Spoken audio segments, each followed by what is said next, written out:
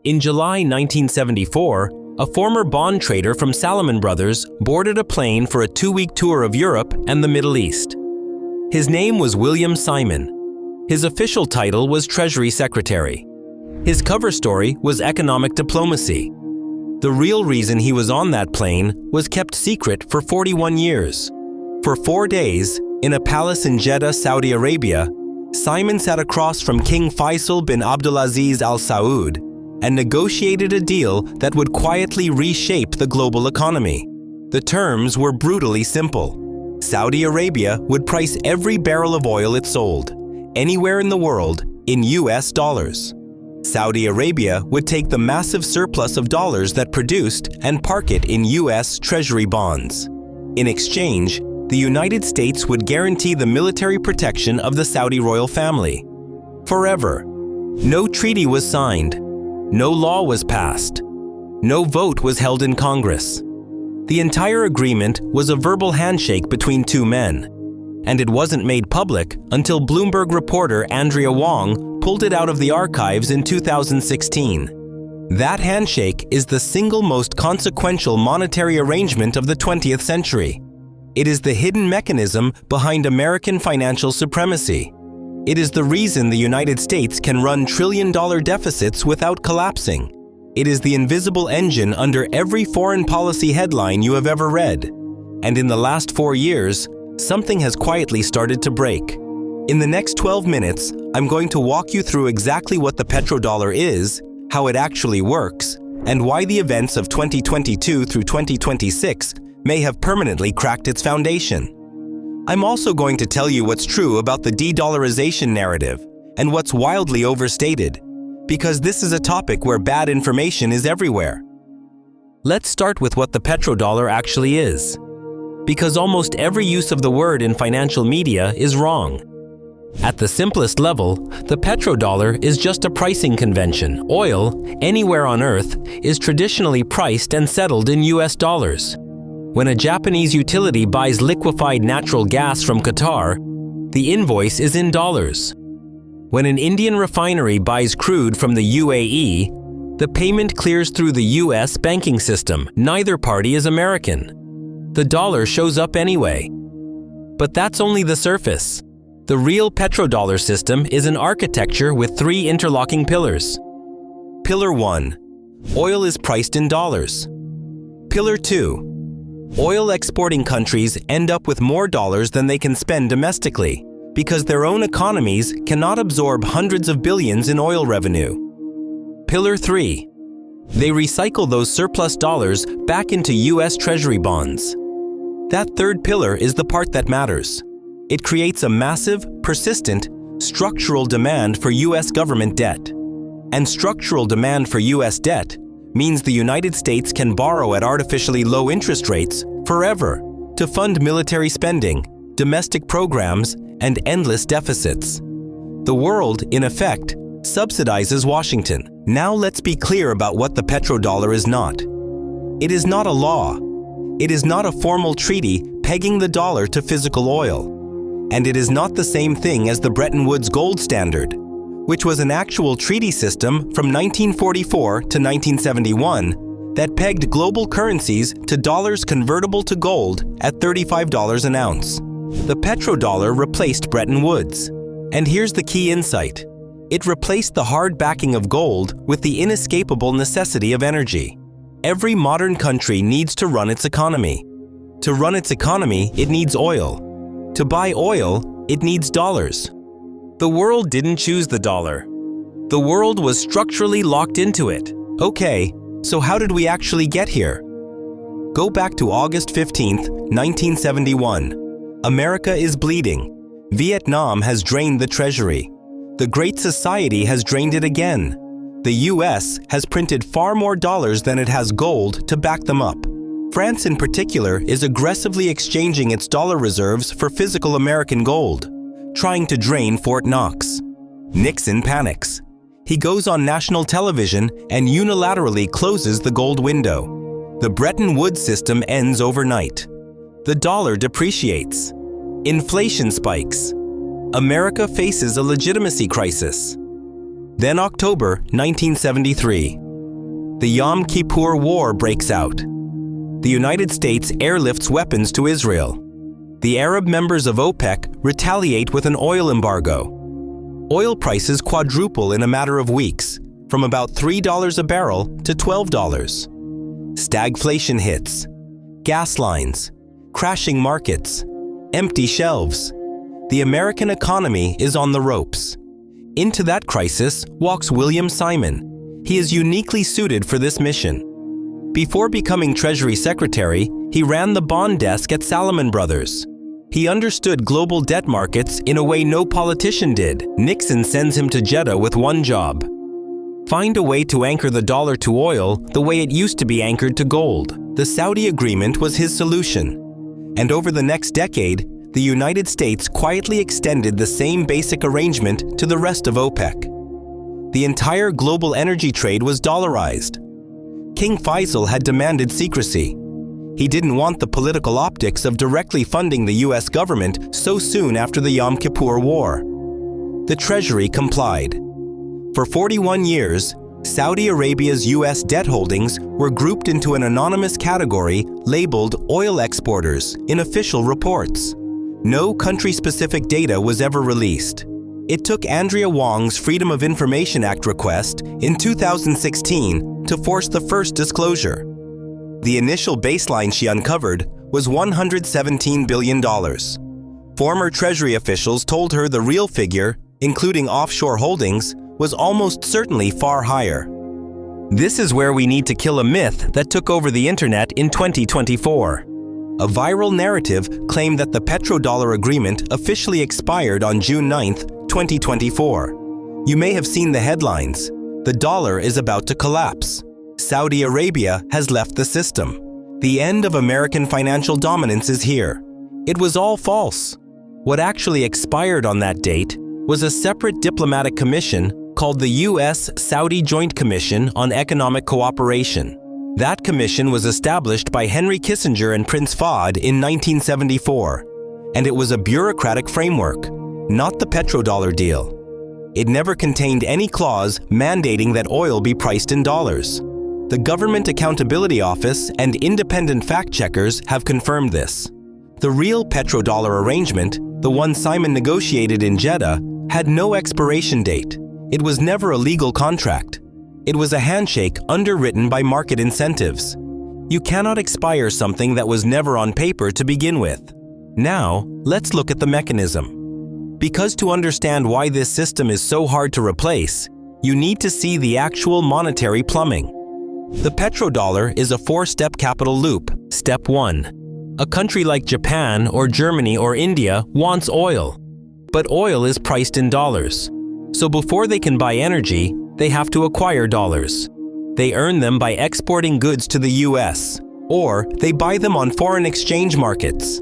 Either way, every industrial nation is forced to hold significant dollar reserves just to keep its economy functioning. Step 2. The oil exporter, say Saudi Arabia, sells the oil and receives payment in dollars. Because Saudi Arabia's domestic economy is small and its oil revenue is massive, it accumulates far more dollars than it can spend at home. Step 3. Those surplus dollars can't just sit there losing value to inflation. Saudi Arabia parks them in US Treasury bonds, which are the most liquid, safest interest-bearing asset in the world. This is petrodollar recycling. Step 4.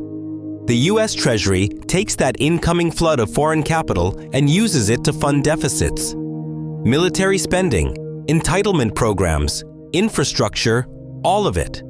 Because foreign central banks keep buying US debt to park their oil surpluses, American borrowing costs stay artificially low. The United States effectively imports real goods from the world and exports paper in return. And the world is forced to hold that paper because the world needs energy. That's the multiplier. Every country that needs oil is forced to hold dollar reserves. And every country needs oil. The United States doesn't need to make better televisions or better cars to keep the dollar strong. It just needs the world to keep needing energy. Here's where that sits today. As of the third quarter of 2025, The US dollar makes up 56.92% of all globally allocated foreign exchange reserves, according to IMF data. Roughly 50 to 60% of all global trade is still invoiced in dollars. And as of early 2026, about 80% of the global oil trade is still settled in dollars. The system is still working. It is just working less well than it used to. Which brings us to the last 4 years. Because between 2022 and 2026, something has visibly started to break. The catalyst was not an economic crisis. It was a political decision. In February and March of 2022, after Russia invaded Ukraine, the United States and the European Union froze approximately $300 billion in Russian central bank reserves. Read that carefully.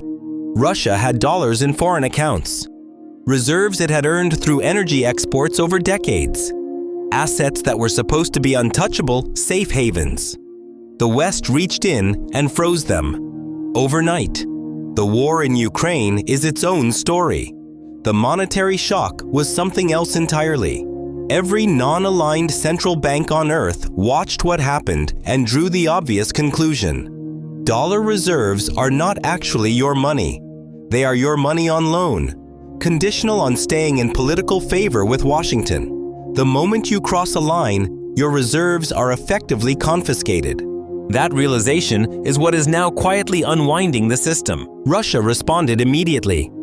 It began selling oil to China invoiced in yuan. It began selling to India in rupees and UAE dirhams. It routed transactions through Chinese interbank systems to bypass SWIFT entirely. The trend spread. In March 2023, China and Brazil agreed to settle bilateral trade directly in yuan and reais. That same year, the BRICS bloc announced major expansion. By early 2024, the UAE, Egypt, Iran, and Ethiopia had joined as full members. Indonesia followed in 2025. Saudi Arabia was formally invited and has participated in summits without fully committing, hedging between Eastern integration and the old Western security guarantee. Even more striking was the Saudi pivot. In March 2023, China brokered a rapprochement between Saudi Arabia and Iran. Let me say that again. For 50 years, the United States was the sole diplomatic power broker in the Persian Gulf. In one stroke, Beijing took that role. Chinese premiers started making state visits to Riyadh. Yuan-denominated oil contracts began appearing. By March 2026, China's cross-border interbank payment system, CIPS, handled a record 1.22 trillion yuan in a single day. Much of it Middle Eastern energy trade flowing outside dollar rails. And then there is the gold story, which is the loudest signal of all. Central banks have been buying gold at rates not seen in modern history. In 2022, they added 1,082 tons. In 2023, 1,037 tons. In 2024, 1,092 tons. Even with higher prices slowing the pace slightly, 2025 still saw 863 tons of central bank gold accumulation. The buyers are China, Poland, Turkey, Kazakhstan, and a dozen smaller emerging market central banks. They are quietly swapping dollar reserves for physical metal. Because gold, unlike dollar-denominated assets, cannot be frozen by a sanctions order from Washington. This is the actual mechanism of de-dollarization, not dramatic announcements, not a new currency replacing the dollar. A steady, dignified, ton-by-ton exit from the political risk of the American financial system. Now, before this sounds like a doomer take on American collapse, let's do the honest reality check. Because the dollar is not dead, and anyone telling you it is within the next 5 years is selling you gold coins. Here is what is actually true. The dollar's share of global reserves has fallen from roughly 72% in 2000 to 56.92% in late 2025. That is a real decline. It is also a slow, managed decline, not a collapse. No single challenger has emerged.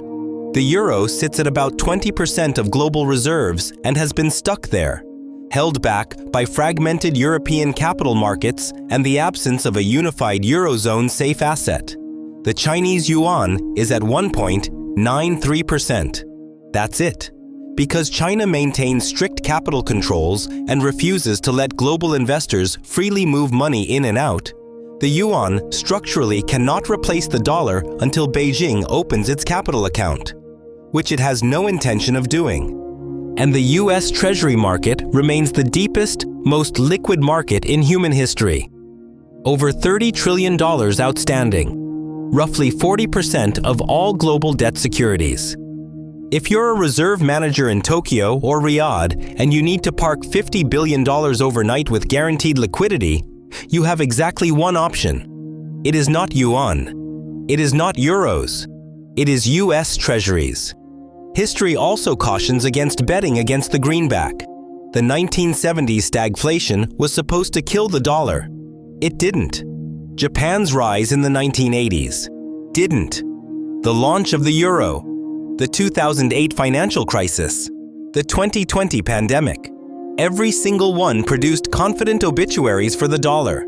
Every single one ended with it stronger. There's a theory for this called the dollar milkshake theory by analyst Brent Johnson. It argues that because the world is so deeply leveraged in dollar-denominated debt, any global crisis forces capital to flee risky emerging markets and pile back into dollars for safety. In this view, the dollar is the last major fiat currency to fall. Gold rises against everything, but the dollar rises against every other paper currency. The competing view, from analysts like Zoltan Posar and Michael Hudson, is that the weaponization of the dollar in 2022 broke the trust required to maintain it. They call the emerging system Bretton Woods 3, anchored by gold and commodities rather than US debt. The truth is almost certainly in the middle. What we are actually watching is monetary multipolarity. The dollar doesn't collapse. It just stops being singular. It shares space with gold, with regional currency blocks, with digital settlement networks, with bilateral arrangements. It remains dominant. It stops being exclusive. So let's zoom out. The petrodollar was never really about oil. It was about the one thing oil guaranteed, which was forced global demand for US dollars. That forced demand let America export inflation, import goods, fund wars, and run deficits that would have bankrupted any other country on earth. When Washington froze Russian reserves in 2022, it proved to the world that dollar holdings were not property. They were privileges, and privileges can be revoked. Every central bank from Riyadh to Beijing to New Delhi heard that message and began quietly rearranging its reserves. The dollar is not dying. The system that enforced the dollar's monopoly is. And this is the deeper lesson. Empires don't usually fall because someone defeats them. They fall because the invisible arrangements that prop them up stop making sense to the people holding them up. The petrodollar worked for 50 years because the alternative was worse for everyone involved. The moment it stopped being worse, the moment the risk of holding dollars exceeded the convenience of holding them, the architecture started to move. So here's the question worth carrying away. Every great power in history has had an invisible engine, a system most of its own citizens couldn't name, but that quietly financed everything they took for granted. Rome had its tribute system. Britain had its gold standard empire. America has the petrodollar. What happens to a country when its invisible engine finally stalls?